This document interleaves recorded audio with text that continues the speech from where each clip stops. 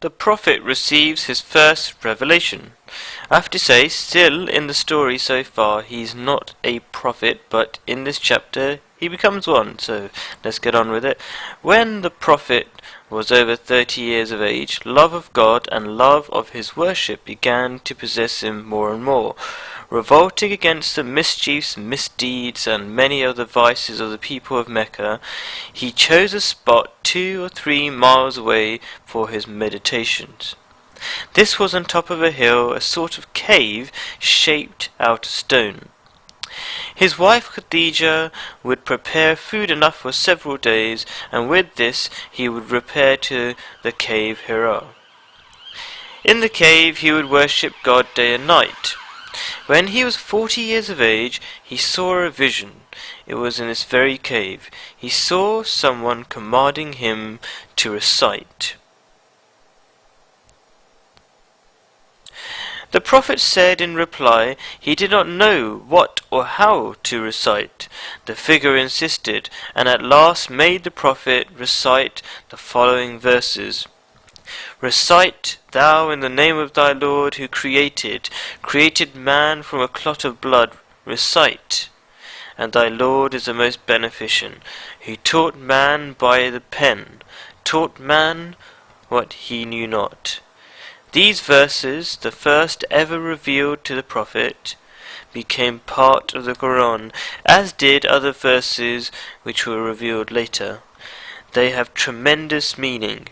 They command the prophet to stand up and be ready to proclaim the name of the one God, the one creator of the prophet and of all others, who has made man and sowed the seed of his own love and that of fellow men in his nature.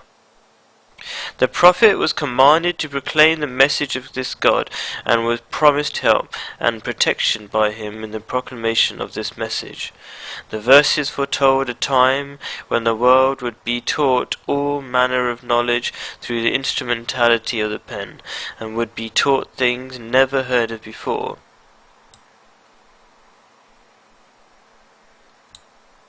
The verses constitute an epitome of the Quran. Whatever the prophet was to be taught in later revelations is contained in embryo in these verses. The foundation was laid in them of a great and heretofore unknown advance in the spiritual progress of man. The meaning, this is part of actually an introduction of the introduction to the Holy Quran, so some of this doesn't make sense, yeah? Blah blah blah. When the prophet received this revelation, he was full of fear of the responsibility which God had decided to place on his shoulders. Any other person in his place would have been filled with pride. He would have felt that he had become great. The prophet was different. He could achieve great things, but could take no pride in this achievement.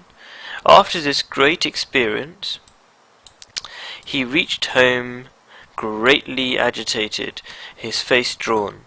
On Khadija's inquiry, he narrated the whole experience to her and summed up his fears, saying, "Weak man that I am, how can I carry the responsibility which God proposes to put on my shoulders?" Khadija replied at once, "God is witness. He has not sent you this word that you should fail and prove unworthy, that he should then give you up. How can God do such a thing while you are kind and considerate to your relations, help the poor and the forlorn, and bear their burdens? You are restoring the virtues which had disappeared from our country. You treat guests with honor and help those who are in distress. Can you be subjected by God to any trial?" Having said this, Khadija took the prophet to her cousin Waraka bin Nawfal, a Christian. When he heard the account, Waraka said, "The angel who descended on Moses, I am sure, has descended on you."